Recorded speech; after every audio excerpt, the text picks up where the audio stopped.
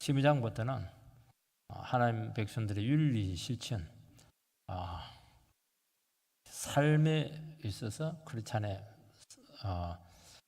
지침이 뭔가 하는 것을 이야기하는데, 그 지침에서 제일 중요한 게 교회입니다. 교회에서 우리가 어떻게 살아가야 될 것인가, 교회 생활이 굉장히 중요하다는 것입니다. 교회 생활을 성공하면 사회생활이 성공할 수가 있습니다.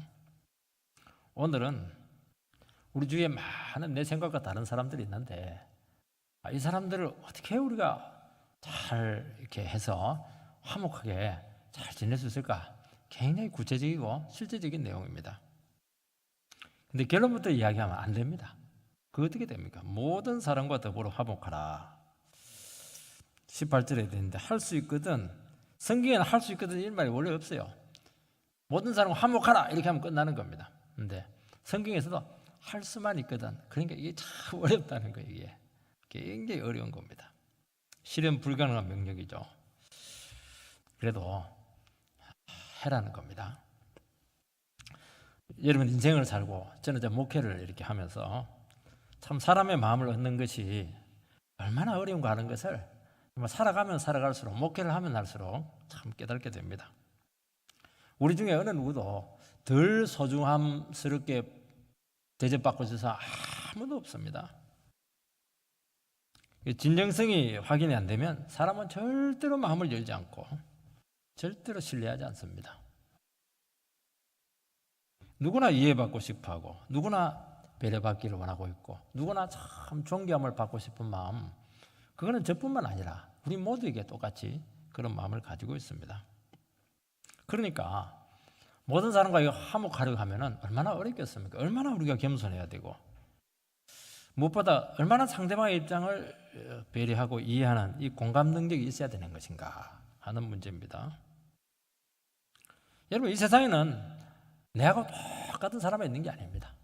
우리는 할 수만 있으면 나랑 똑같은 사람하고만 끼리끼리 이렇게 지내려고 하는데, 그러면 굉장히 폭이 좁아집니다. 하나님 그거 원치를 않아요. 원치 않습니다. 할 수만 있으면 나의 그런 교제 폭을 넓혀라, 그렇게 지금 말씀을 하고 있는 것입니다. 나를 싫어하는 사람도 많고요, 나를 막 손가락질을 하는 사람, 비판하는 사람, 핍박하는 사람, 상처 주는 사람, 막 그냥 우리 살다 보면 막 온갖 상처로 범벅이 되어 있습니다. 원수도 있고요, 정말 상대에게 까다로운 사람도 있고, 막 눌리는 사람도 있고, 막 그냥 우리가 이런 사람 피해가지고 어디 가서 살겠습니까? 무작정 피한다고 해서 되는 게 아닙니다. 피할 수도 없어요. 그런 사람 따라와가지고 괴롭힙니다. 그런데 오늘 성경 말씀에서는 이 모든 사람들과 상대해서 화목을 이끌어내야 한다, 그렇게 말씀합니다. 선으로 악을 이겨라. 저주하지 말고 축복해라. 참기만 해도 굉장한 건데, 내가 폭발 안 한 것만 해도 굉장한 건데 축복까지 해라. 참 이게 어떻게 가능하겠습니까? 불가능합니다. 그런데도 불구하고 성경 말씀에 그렇게 해라, 그렇게 했기 때문에 해야 된다는 것이고, 그렇게 하면은 하나님께서 능력을 주셔서 되도록 해주겠다고 그렇게 우리에게 권면을 하고 있는 겁니다. 하나님께서는 우리가 이렇게 믿음 생활하고 주위에 많은 성도들과 또 많은 우리 주위에 직장 생활을 하면서 사람들을 만나면서 얼마나 억울한 일이 많고, 얼마나 우리가 울분을 사귀면서 살아가고 있는가 하는 걸 다 알고 계시다는 겁니다. 그리고 그것을 잘 극복해서 얼마든지 고통당한 이상으로 정말 승리자의 삶이 되게 해주시겠다는 것이고, 이것이 기독교인의 대인관계에 굉장히 중요한 원리라는 겁니다. 이게 안 되면은 내 마음에 안 들면 배척을 해버리고 말이죠. 내 마음 들은 사람만 딱 하고요, 굉장히 쓸모가 없어요. 이 사람은 편협한 사람이고, 이 사람은 구원의 능력을 모르는 사람인 것입니다. 그래서 인생을 불행으로 끌고 가는 그 복수의 고리를 다 끊어버리겠다 하는 것이고, 이것이 되기 위해서는 우리가 복음의 능력으로 철저히 무장되게 될 때 이 가능한 겁니다. 그래서 참 예수 그리스도의 보혈의 피가 우리 그 대인관계에서처럼 필요한 것이 없습니다. 그래서 어떤 분들은 그래요. 나는 사귀는 것이 싫다. 교회 가서 예배 드리고 하나님과의 수직적인 관계만 잘하겠다. 네, 그거는 아니에요. 수직과 수평은 같이 가는 겁니다. 주님과의 관계가 좋으면 반드시 수평적인 관계로 확산이 돼야 되는 겁니다. 하나님 사랑, 이웃 사랑입니다. 한쪽만 하는 것은 그거는 잘못된 겁니다. 오늘은 크게 조목조목 이야기를 합니다. 첫 번째는 박해자에 대해서 어떻게 해야 될 것인가 하는 것입니다. 14절 말씀을 보면 너희를 박해하는 자를 축복하라. 축복하고 저주하지 마라. 박해를 받을 때 축복하고 저주하지 말라는 겁니다. 이 박해한다 할 때 원래 뜻은 추격한다, 쫓는다, 뒤쫓는다 이런 뜻을 가지고 있습니다. 따라다니면서 이제 괴롭히는 겁니다. 한두 번 괴롭히는 게 아니고요. 따라가면서 화장실까지 따라와 가지고 그냥 괴롭히는 겁니다. 이 박해받을 때 대가 아파지고 싶습니다. 그리고 막 분노하고 막 울분으로 막 그냥 반응하는 게 정상인 것입니다. 이게 이 성도의 삶에 있어서 이 박해는 늘 있다는 것 자체를 인정하는 것이 참 중요합니다. 마태복음 10장 24절 25절 한번 띄워주시기 바랍니다. 같이 읽겠습니다. 시작.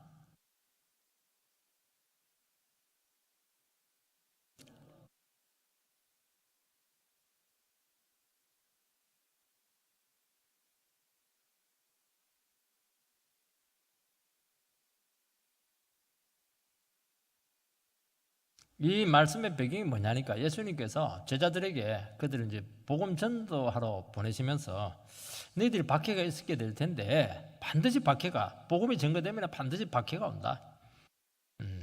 그걸 이상하게 생각하지 말라는 겁니다. 왜냐? 내가 너희 선생이니까. 예수님이 뭐 아무리 선한 일 하고 기적 행하고 구원 줘도 그렇게 박해가 많았어요. 그건 당연한 거죠. 너희들이 내 제자라고 하면은 당연히 박해가 온다는 겁니다. 박해가 안 온다고 하는 것은 문제가 있다는 겁니다. 그거는 세상과 타협을 했든지 우상 숭배하든지 시류에 편승했다든지 인본주의적인 자세로 살아갔다는 것입니다. 그게 아니라는 거예요. 그거는 그렇지 않다운 삶을 살아간다면은 당연히 미움과 박해 오는 것은 이것은 당연한 것이라는 겁니다. 기독교는 박해와 함께 온 종교입니다. 오해와 반대를 늘 받아왔습니다. 지금 그래 우리 자신들이 사실은 예수 믿기 때문에 얼마나 집안으로부터 박해를 받았습니까? 근데 이것을 통해서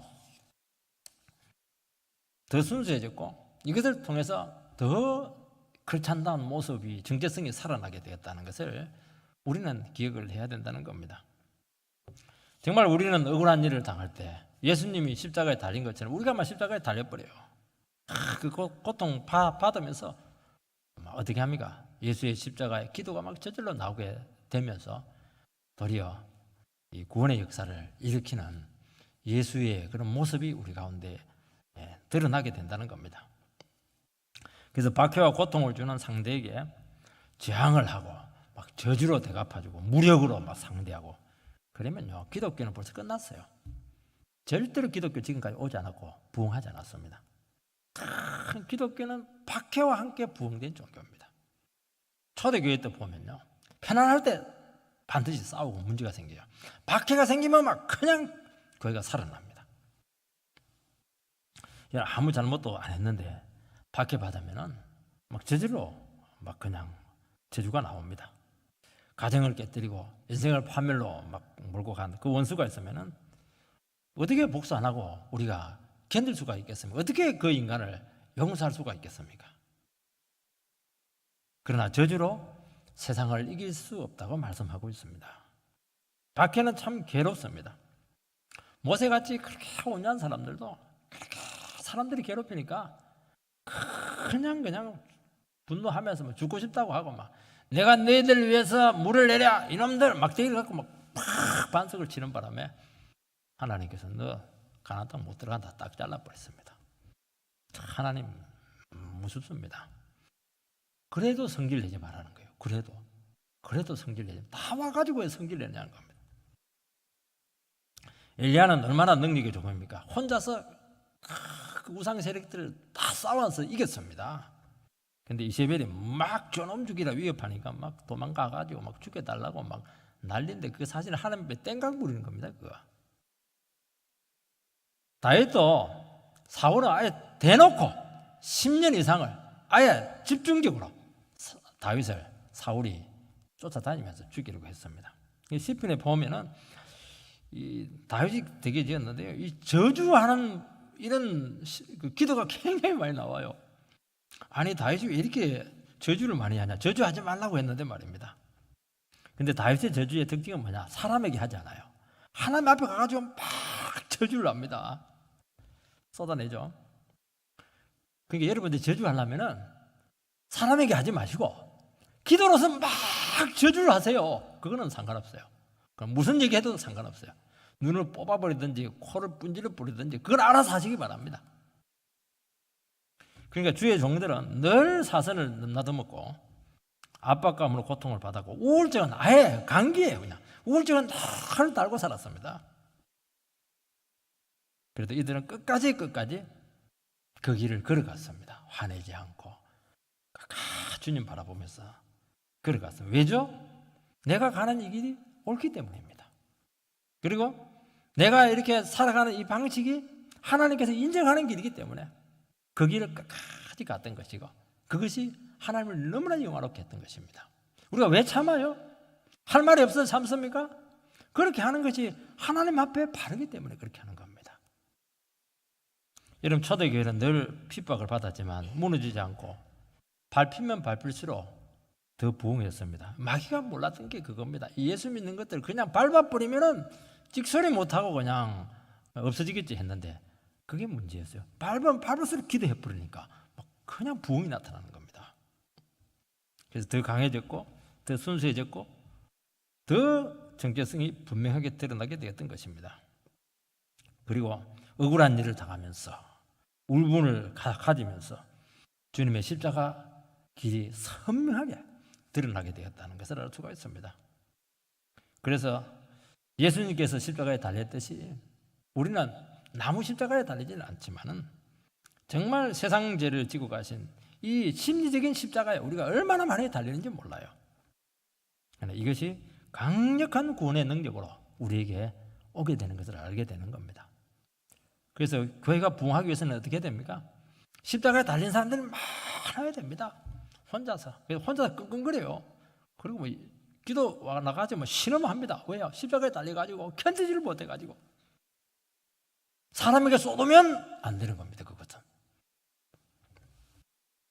이런 핍박하는 자를 저주하지 않고 축복하라고 하는 것은 이것은 불가능한 명령입니다.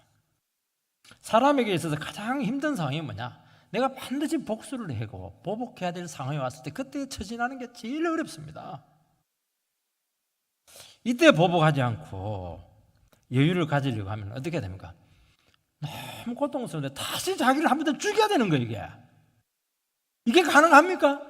지금 만신창이가 되어 있는데 복수를 해야 겨우 그냥 조금 숨을 쉴 건데 다시 한 번 자기를 죽이라는 겁니다.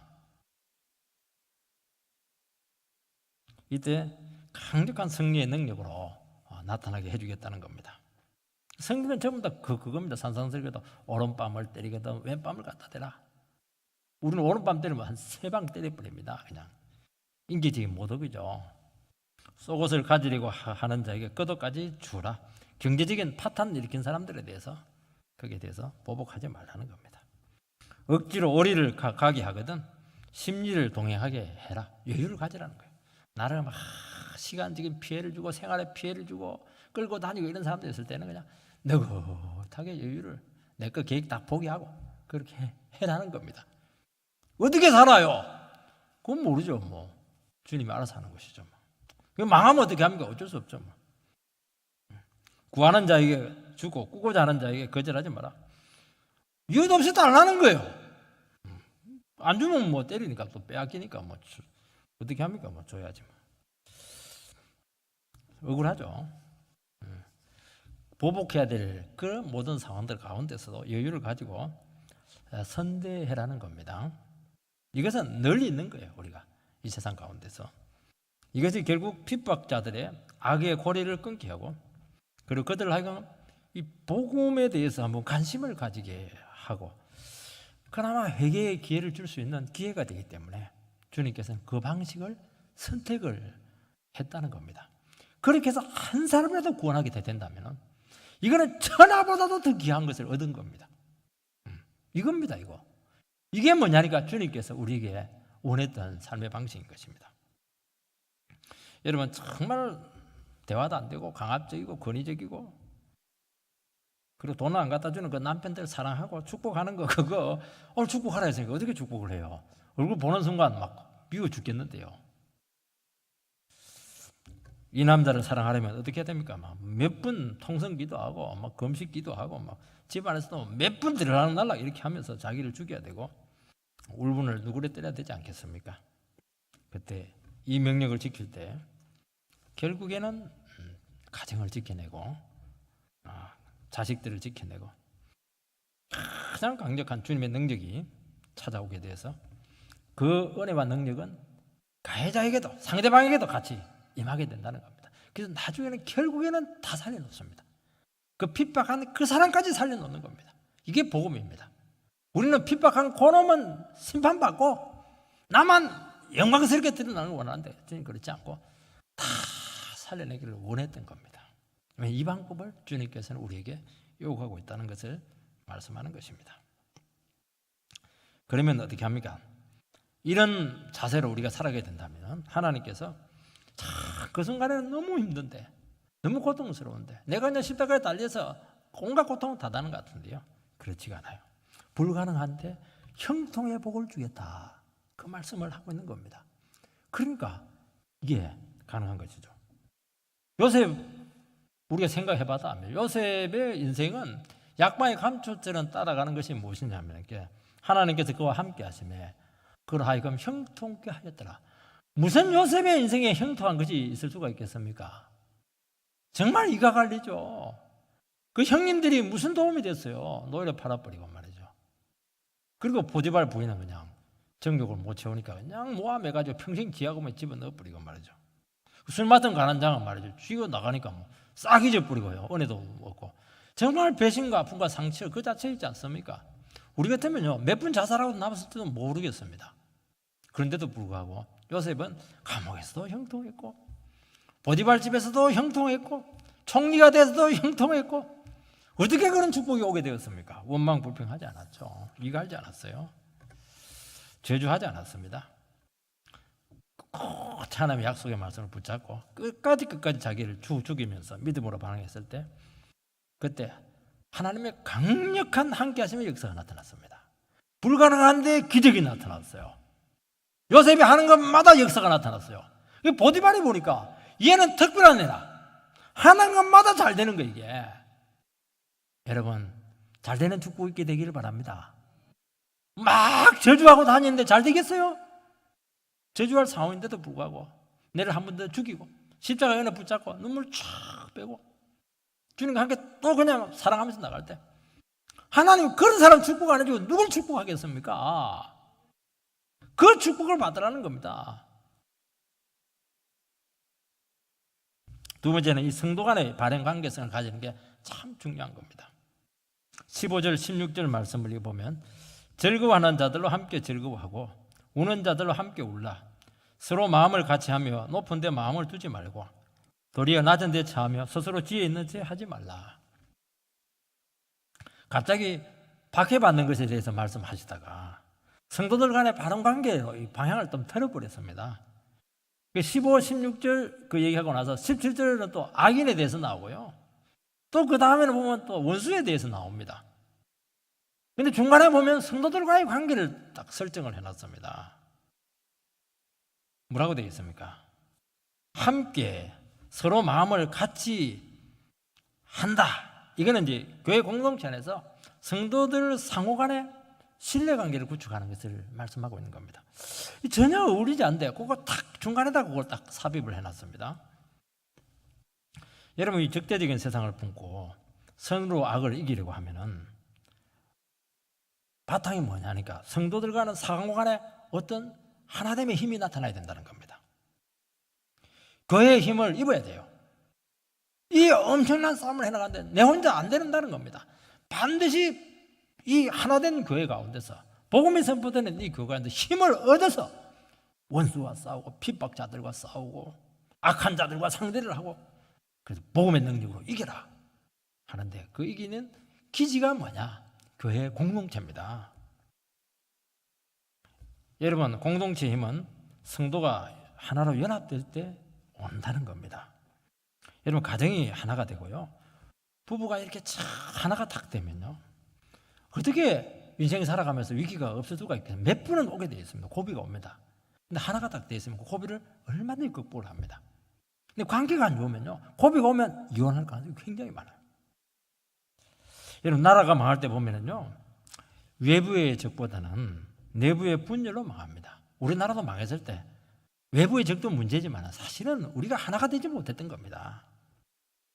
여러분, 교회가 힘을 내지 못할 때는 성도들끼리 막 싸울 때입니다. 그 큰 건물, 그 많은 성도들을 놔두고 막 싸우는 겁니다. 맥을 못 추는 겁니다. 오늘 우리 기독교에 대해서 안티 기독교가 많다, 너무 세상에 욕을 많이 한다. 그래도 그게 우리에게 치명적인 타격을 주지 못합니다. 왜냐하면 세상 사람들이 아무리 교회를 이야기해도 교회를 몰라요. 교회를 모른다고 하는 것은 교회에 대해서 치명상을 못 입힌다는 겁니다. 교회를 알아야 뭐 공격을 하든지 할 거 아닙니까? 그래서 무슨 소리를 해도 물론 우리가 참 교만했구나 회개하고 그렇게 하면 되겠지만 교회를 무너뜨릴 정도의 치명상을 입히지 못합니다. 교회 안에서 싸우게 될 때는 문제가 달라지는 겁니다. 교회 안에서 싸운다는 건 뭐냐니까 교회에 대해서 너무 잘하는 거예요. 약점을 너무 잘하고 있는 거예요. 서로 그냥 약점을 파고들어서 공격하니까 세상에 어디서 그걸 그냥 교회를 그냥 안 망가뜨리고 남겨둘 수가 있겠습니까? 그게 교회에서 싸우면요, 지옥입니다. 천국이 지옥으로 바뀌는 겁니다. 처절하죠. 그래서 교회는 하나 되지 못하고 인간의 소리만 들리고 복음의 메시지가 사라지게 되면 완전히 교회의 밥입니다. 자, 교회의 밥이 아니라 마귀의 밥이 된다는 겁니다. 여러분, 박해자에게 저주하지 않고 축복하거나 원수들을 사랑하려고 하면 강력한 힘이 우리에게 동반되어야 되는 겁니다. 복음이 선포될 때 성도들은 자기 자신의 모습을 봐요. 그리고 자기 자신을 무한히 낮추는 겁니다. 그러면서 그리스도의 마음, 겸손한 마음을 품게 되면서 교회는 하나가 되는 겁니다. 교회가 하나가 되기 전까지는 뭘 하면 안 돼요. 계속 말씀을 듣고 우리가 안에만 탄탄해져야 되는 겁니다. 여기 되어야 이 싸움을 할 때는 이 현실이거든요. 이거는 그야말로 뭐 이렇게 뭐 문제가 생기면 안 돼요. 이게 안 되니까 뭐 별것 아닌 것으로 오해를 하고 싸우고 곡해를 하고 우리끼리 싸워가지고 그냥 힘을 다 잃어버린다는 것을 알 수가 있습니다. 그래서 교회는 무엇이 중요한가 하는 것을 늘 점검을 해야 됩니다. 여러분, 계시록 7교회 요한계시록에 보면은 에베소 교회가 나오는데 에베소 교회는 정말 유서 깊은 전통적인 교회입니다. 봉사 잘해요. 수고하는 사람 너무 많아요. 잘 참아요. 이단들 꼼짝을 못해요. 왜냐하면 교리적으로 너무 단단하니까. 음란에 빠지지 않아요. 빠지는 게 없어요. 근데 하나가 빠졌어요. 첫사랑을 잃어버렸습니다. 교회 조직이 잘 돼 있습니다. 헌금 어마어마해요. 교회는 잘 돌아갑니다. 조직이 있으니까 조직이 막 돌리는 겁니다. 겉으로는 아무 문제가 없는 건강한 교회였습니다. 근데 주님에 대한 첫사랑을 잃어버렸어요. 그러니까 겉으로는 대단하고 건강하고 힘 있는 것 같은데 맥을 못 추는 겁니다. 저 교회 좋은가 싶어서 갔더니만 쏙 빈 강정이에요. 겉은 멀쩡한데 안에는 하나도 없어요. 이게. 그 이유는 어느 순간 스스로 만족해하면서 복음이 그 교회 안에 들리지 않은 겁니다. 왜냐하니까 인간이 다 하니까. 여러분, 교회에 힘이 있으려고 하면은 복음이 계속 나와야 돼요. 복음이 선포돼야 되고 복음을 들으면 사람들이 막 살아나요. 은혜가 넘치고요. 그러면서 서로 간에 막 신뢰가 쌓이고 서로 용납을 경험하게 되고 허물 있는 사람들이 허물이 되지가 않아요. 그러면서 치료가 되면서 하나가 되고 그렇게 되는 겁니다. 이것이 안 되면요, 교회는 모래알입니다. 언제 망가질지 몰라요. 무슨 문제만 생기면 그냥 긴장도가 높기 때문에 그냥 쉽게 오해하고 무너지는 것이기 때문에 교회가 힘이 없는 게 힘이. 여러분, 즐거워하는 자들과 함께 즐거워하고 우는 자들과 함께 울라. 이 상대방의 입장을 잘 공감해야 됩니다. 공감할 수 있는 능력은 내가 남이 될 수 있을 때 가능합니다. 늘 자기만 생각하는 사람들은 절대 공감 못해요. 이 즐거운데 즐겁지 않은 이유는 질투심 때문에 그렇고 자신감이 없어서 그렇게 하는 겁니다. 슬픈 사람을 보면 어떻게 하면 슬픈데 슬프지 않는 이유는 열등감 때문에 그렇게 하는 겁니다. 그래서 슬픈 사람 보면 도리어 속으로 좋아해요. 왜냐니까 불행하게 상대방의 불행은 나의 기쁨이기 되기 때문에 그렇게 하는 겁니다. 여러분, 공감 능력이라고 하는 것은 자기 자신이 먼저 하나님 앞에서 용납받는 경험을 가져야 이 공감 능력이 생기는 겁니다. 그래서 공동체라고 하는 것은 뭐냐? 서로 간에 받아들여지는 이런 경험을 많이 해야 되는 겁니다. 교회는 뭐냐? 자꾸 받아주는 겁니다. 허물도 받아주고 부족도 받아주고 정말 특이한 인간들 얼마나 많습니까? 교회는 누구들 모인 겁니까? 죄인들이 모인 것입니다. 의인이 아닙니다. 죄인들이 모인다는 것은 모든 사람들은 치명적인 약점을 가지고 이곳에 왔습니다. 약점 없으면 안 와요. 교회에 잘났기 때문에 절대 안 옵니다. 그것을 다 받아주고 그것을 용납을 받고 그렇게 해서 치료되는 것이 교회라는 겁니다. 여러분, 자기 자신이 만족스럽고 내 자신을 사랑할 수 있게 된다면은 그때부터는 다른 사람이 눈에 들어오기 시작합니다. 그리고 사랑할 수가 있어요. 근데 내가 자신감이 없고 내면이 굉장히 약하다든지 이렇게 하면은 이것은 잘 안 되는 겁니다. 그래서 우리가 부족하더라도 어떻게 해야 됩니까? 주님께서 다른 사람 입장을 이해하라고 했다. 싫지만은 그냥 입장을 이해하는 겁니다. 그리고 인정을 해줘요. 억지로라도 막 공감을 하려고 노력을 합니다. 그러면요, 이게 개발이 됩니다. 그 교회는 희한한 곳이에요. 교회는요, 어떻게 하든지 주님께서 우리를 만들어 갑니다. 다른 영혼들을 먼저 생각하고 인정해 주면은 인간의 생각을 뛰어넘는 회복의 역사가 나타나요. 먼저 내가 회복이 돼요. 내가 기쁨이 회복이 되고 내가 치료가 되는 겁니다. 그래서 같이 교회에서 공동체를 세워나갈 때 참 지체의식이 그렇게 중요하다는 것을 늘 말씀합니다. 저분의 기쁨이 나의 기쁨이요, 저분의 슬픔이 나의 슬픔이 된다는 겁니다. 저분의 불행은 나의 불행으로 다가오게 된다는 겁니다. 이게 지체의식입니다. 여러분, 이것이 돼야 교회가 하나가 될 수가 있고 힘을 낼 수가 있는 겁니다.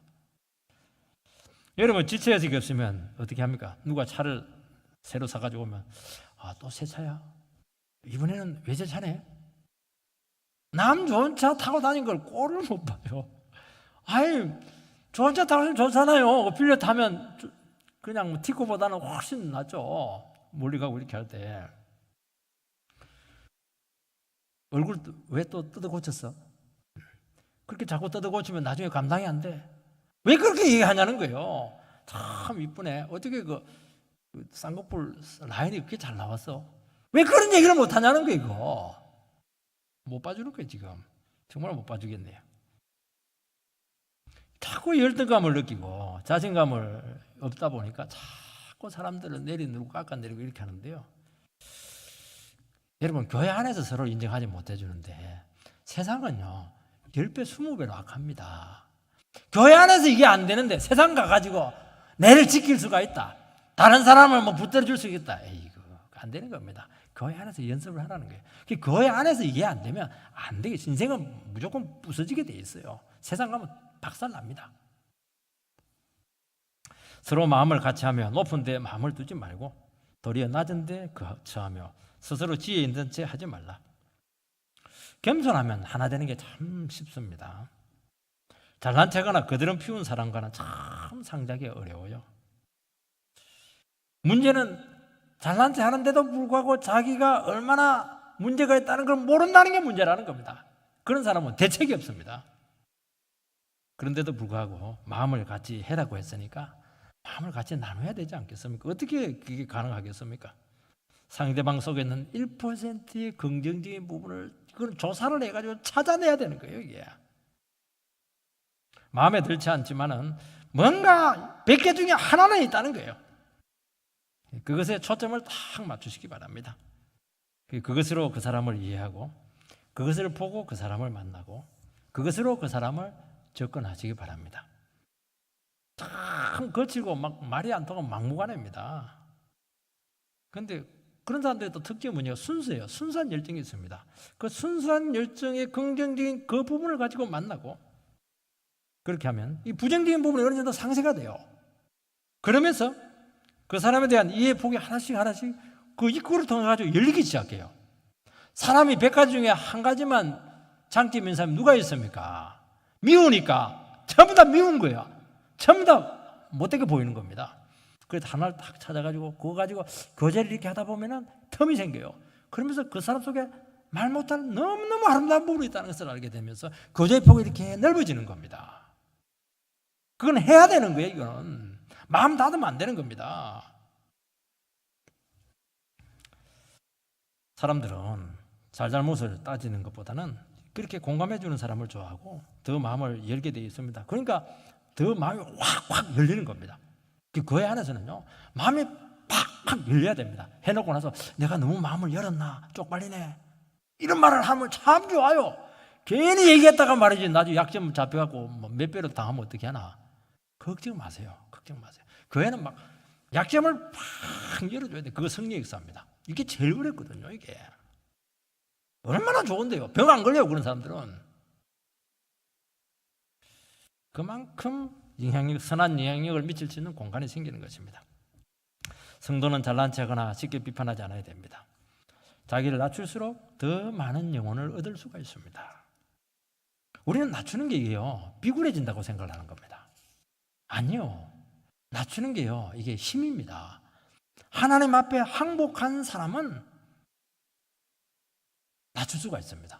그 사람 보고 낮추는 게 아니에요. 하나님 항복하면 내가 행복해지는 겁니다. 낮아지면 질투할 필요도 없고 경쟁할 필요도 없고. 여러분, 병원 응급실에 거기서 무슨 질투가 어디 있습니까? 전부 다 위로자밖에 없는 거예요. 여러분, 내 자신과 상대방에 대해서 자유할 수 있죠. 그리고 상대방을 충분히 인정해 줄 수 있는 여지가 생기게 되기 때문에 주위에 있는 많은 사람들을 평안하게 만들 수가 있는 겁니다. 이것이 뭐냐니까 그 애가 하나가 되는 것이고 여기서 공동체에 강력한 힘이 나온다는 것을 말씀하고 있는 겁니다. 세 번째는 악을 상대하는 방식입니다. 17절 말씀을 보면 아무에게도 악으로 악을 갚지 말고 모든 사람 앞에서 선한 일을 도모하라. 사람들이 악하게 나올 때 악으로 갚는 이유는 나를 무시한다고 생각하기 때문에 그렇게 다시는 나를 무시하지 말라. 그렇게 하기 때문에 악하게 상대를 하는 겁니다. 그래서 우리는 그 사람이 나를 무시할 때 어떻게 하냐니까 3배, 5배로 대갚아 줍니다. 그래야 얕보지 않기 때문에 그렇게 하는 겁니다. 인격적으로 끝까지 대해주고 그냥 정당하게 나오면은 사람들은 더 나에게 악하게 나오기 때문에 내가 바보처럼 당하지 않겠다. 그런 마음이 우리 마음속에 다 생기게 된다는 겁니다. 그래서 반드시 분노의 칼을 뽑습니다. 정색을 하고 막 그냥 달게 되는 겁니다. 여러분, 상대방이 얼마나 악한가 드러내는데 우리는 자꾸 집착을 하게 되고 악한 자를 자꾸 연구를 해요. 왜냐하니까 복수를 해야 되니까. 이게 뭐냐니까 악을 악으로 갚는 겁니다. 악한 자를 자꾸 생각하면 뭐가 나오겠습니까? 내가 악한 자가 돼 있어요. 문제는 을에 다 까먹어요.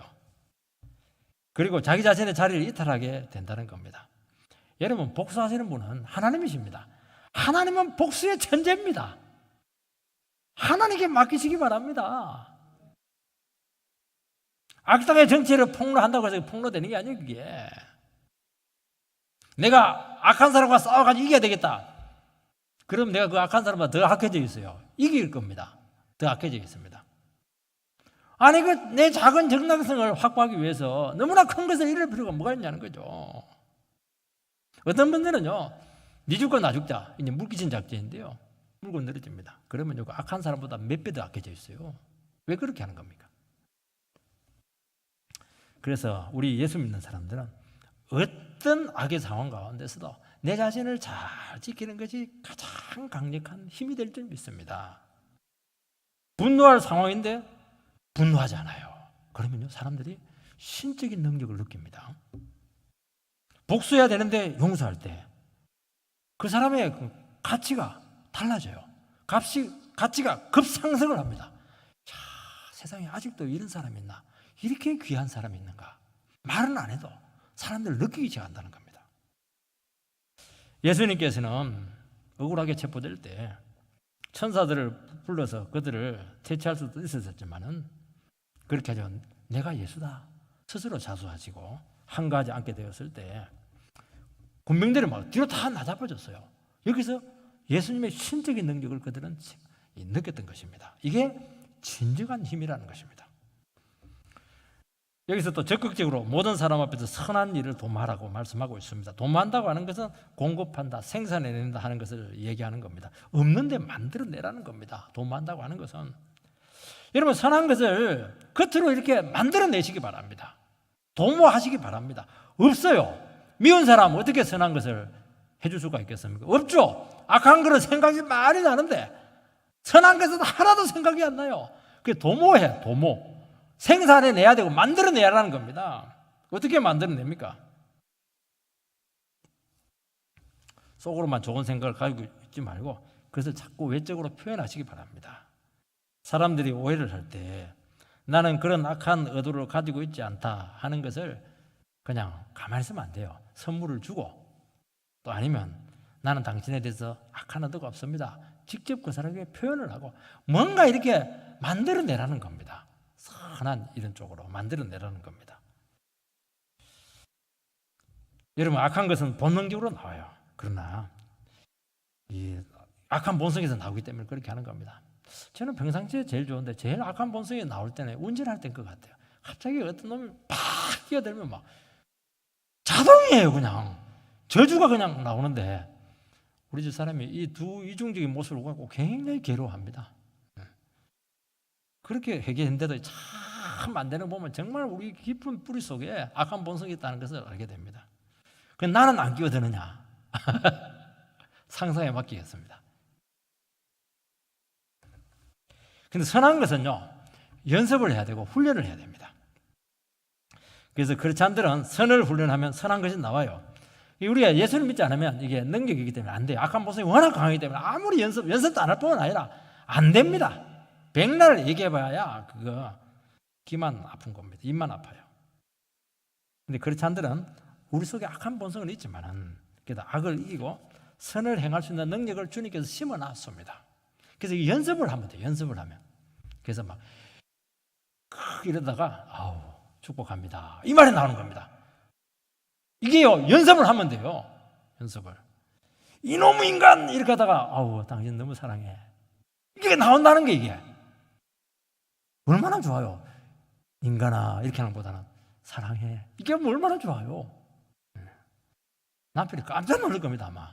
이런 마누라가 다 있나 이러면서 막 좋아 죽을 거예요 속으로는. 여러분, 상대가 악하게 나올 때 악하게 대하지 않고 자기 자신을 잘 다스리고 기도하면서 기다리고 그렇게 하면 하나님께서 방법과 때를 반드시 주십니다. 그럼 모든 것이 객관적으로 분명하게 주님께서 드러나게 하세요. 억울하지가 않아요. 길게 보면 사람을 얻는 거예요. 이거는. 그때 조용히 선한 생각과 의도를 이렇게 표현하면은 문제가 쉽게 끝나게 되고 사람을 얻게 되는 겁니다. 살려야 되지 않겠어요? 상대가 선을 받을 준비가 되어 있지 않을 때는 더 기다리시기 바랍니다. 근데 그걸 못 참고 막 욱하고 그렇게 하면 될 것도 안 되게 되어 있습니다. 18절 말씀을 보면 할 수 있거든 너희로서는 모든 사람과 더불어 화목하라. 어떻게 하든지 변화가 가능한 상황이 될 수가 있다고 한다면 뭔가를 하라는 겁니다. 억지를 부리고 분노와 악의로 나올 때 그때는 이제 뭐 달래든지 어떻게 하든지 이렇게 하시기 바랍니다. 내가 분쟁의 원인이 되지 않도록 해야 될 줄 믿습니다. 예수 믿는 사람들의 특징이 뭐냐니까요. 예수 믿는 사람들은 항상 동기를 보고 본질을 봅니다. 그래서 성령 충만하려면 세상에 제일 못된 말은 예수쟁이들이 제일 잘해요. 어떻게 하면 저 사람을 정말 기분 나쁘게 할 수 있는가 하는 것을 기가 막히게 알아서 그 말을 합니다. 그 말 한 번 들으면요, 한 달 동안 기분이 나빠요. 정말 괴롭습니다. 여러분, 손해가 되고 희생이 되더라도 분쟁보다는 이 화평한 것이 낫습니다. 훈련을 하시기 바랍니다. 그리고 잘 지내시기 바라고. 왜냐하니까, 왜 잘 지내야 되냐니까, 우리의 적은 사람이 아니거든요. 우리의 적은 마귀입니다. 그리고 우리가 달려가야 될 것은 하나님의 뜻을 이루는 겁니다. 근데 우리끼리 서로 진흙탕 싸움을 하면서 서로 발목 잡으면서 될 것도 안 되는 거예요. 부부가 지금 중요한 가정을 세워나가야 되는데 자기들끼리 발목 잡으면서 이렇게 해버리면 그게 웬간한 건 넘어가시기 바랍니다. 왜냐하니까 중요한 걸 앞으로 가면은 그건 나중에 해결되어 있는 겁니다. 19절 20절 말씀을 보면, 내 사랑하는 자들아, 원수죠 이거는, 너희가 친히 원수를 갚지 말고 하나님의 진노하심에 맡기라. 기록하였을 때 원수 갚는 것이 내게 있으니 내가 갚으리라. 고 주께서 말씀하시니라. 내 원수가 줄이거든 먹이고 목마르거든 마시게 하라. 그리함으로 내가 숯불을 그 머리에 쌓아 놓으리라. 우리는 당하면 갚아줘야 돼요. 근데 실제로 가서 그 사람 따지면 받아들입니까? 절대로 안 받아들입니다. 반발합니다. 사람이요, 동일한 말이라도 누가 하느냐에 따라서 그 반응이 달라집니다. 음박하면 잔소리가 되는데 주일학교 선생님이 하면 이게 은혜가 돼요. 그리고 수련회 갔다 오면 회복이 되는데, 이게 막 그냥 평상시에 하필이면 이게 그냥 상태가 좋지가 않기 때문에 도리어 반감을 사게 된다는 것입니다. 주일날 말씀 듣고 은혜 받으면 마음이 막 눈도 듯이 녹게 되고요, 마음이 막 한없이 넓어지는 것을 경험하게 된다는 겁니다. 이게. 그래서 우리는 하나님께서 우리 마음을 다루시는 이 방법에 대해서 절대로 과소평가하지 마시기 바랍니다. 예배는요, 우리 마음을 다스리는데 특효약입니다. 이거. 원수 갚는 것은 하나님께 있습니다. 자기 자신이 직접 처리하고 나면은 안 돼요. 그거는 하나님의 권한을 월권하는 겁니다. 이것은 스스로 복수하려고 하는 마음은 그런 식으로 따져보면 하나님한테 원망이에요. 왜 나를 이렇게 당하게 하고 나를 억울하게 하고 이렇게 하는데 왜 가만히 계십니까? 하나님이 안 해주시니까 내가 할 수밖에 없네요. 이 마음이거든요. 이 마음. 불만입니다. 즉각 그냥 벼락을 떨어뜨리게 해가지고 천벌을 받아야 해야죠. 그렇게 놔뒀으면 이 세상에 아무도 안 남아있어요. 자기 자신이 하나님 위치에서 복수를 하게 되면은 이 정오의 악순환이 계속 된다는 겁니다. 하나님께서 하셔야 끊어집니다. 하나님께서 하셔야 끊어지고 회복이 되기 때문에 그렇게 하는 겁니다. 하나님 몰라서 그렇게 안 하는 게 아닙니다. 그리고 악한 자에 대해서는 반드시 응징합니다. 생각보다 훨씬 빨리 합니다. 그래서 그 순간을 참으시기 바랍니다. 얼마 안 가요. 저는 딱 사람들 보고 이렇게 하면요, 저 사람이 나한테 저런 말할 군번이 아닌데 위태롭다. 나는 그 사람 미워하는 게 아니에요. 기도가 나와요. 진짜 일주일 한 달 만에 하나님께서 손을 대는데요, 겁납니다. 겁나. 하나님의 놀라운 복수 방식이 있습니다. 하나님의 복수 방식이 우리하고 좀 달라요. 원수가 굶주리고 목마를 때까지 기다리게 합니다. 그리고 딱 목마를 때 먹이고 마시게 한다는 겁니다. 병들어 죽음을 얼마 남겨두지 않을 때까지 기다립니다. 이때 찾아가서 기도해 주는 것이죠. 물론 우리가 너무 쉽게 용서하는 것은 진정한 용서가 되지 않을 것입니다. 그래서 하나님께서 우리는 우리 자신을 위해서 좀 기간을 두세요. 왜냐하니까 우리 마음이 다스리지가 않거든요.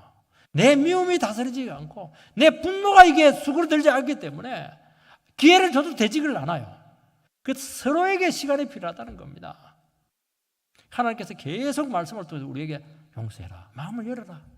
왜 네가 그렇게 악한 마음을 품고 있는가? 그렇게 하면서 막 수없이 십자가 앞에 가서 자기를 죽이고 하면서 어느 정도 다스려지게 됩니다.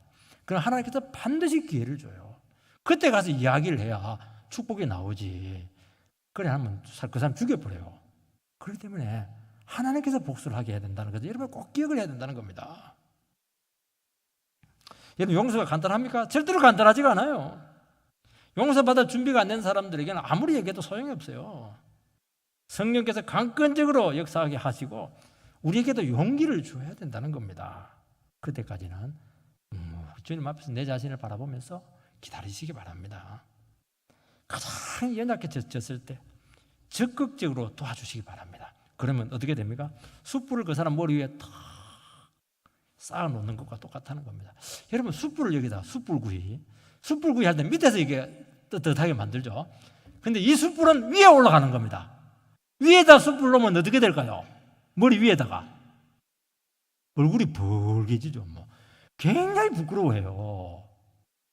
내가 그게 못 되겠는데 막 복수하지 않고 막 가서 기도해주고 손잡고 헌금해주고요, 눈물 흘리고 이러면요 얼굴이 벌개져요. 부끄러워가지고. 이게 복수하는 겁니다. 이게. 그러면 둘 다 승리하는 것이죠. 뭐. 사람 얻는 겁니다. 이게 십자가 방식이라고 말씀하고 있습니다. 그래서 악에게 지지 말고 선으로 악을 이겨라 말씀하고 있습니다. 그래서 우리를 하여금 예수님처럼 십자가에 달렸을 때 자기를 달렸던 그 사람들이 기도했던 것처럼 선으로 악을 이기시기 바랍니다. 어떻게 이깁니까? 그들의 영혼의 상태를 아는 자리까지 가야 되는 겁니다. 저 사람이 왜 이렇게 못된 말을 할까? 저 사람이 왜 이렇게 이해 안 되는 행동을 할까? 그 이유가 뭡니까? 그 사람의 소외감 때문에, 그 사람이 하나님 관계에 어긋났기 때문에, 그 영혼이 너무 병들었기 때문에 그렇게 한다는 겁니다. 그럼 눈물이 쫙 나와요. 그 기도가 팍 나와요. 아, 내가 저 미워할 사람이 아니구나. 내가 고통당하는 게 아니고 저 사람이 정말 위험한 상태에 있구나 하는 것을 알게 되면서 기도하고 그걸 위해서 정말 사랑해주고 위하게 되고, 이게 뭐냐니까 선으로 악을 이기는 겁니다. 그러니까 내 감정이 중요하고 내 상태가 중요하니까 다른 사람이 눈에 들어오지 않는 거예요. 그게. 이 고통스럽고 아플 때는 내 자신이 먼저 주님 앞에 가가지고 나도 문제가 있는 거예요. 상실을 받는다고 하는 것은 상실을 안 받으면 되는 거거든요. 상실을 받는다고 하는 것은 나도 그 부분에 굉장히 약하다는 거예요. 감정적으로, 그 어떤 중심적으로. 그걸 가지고 주님 앞에 치료를 받으시기 바랍니다. 그러면요 나를 괴롭게 하는 그 사람이 그렇게 불쌍하게 보인다는 겁니다. 그게 이기는 것이죠. 똑같이 하면 어떻게 되겠습니까? 그래서 우리가 다시 한번 악으로 선을 이기는 그런 지혜를 가지게 되기를 주의 이름으로 축복합니다.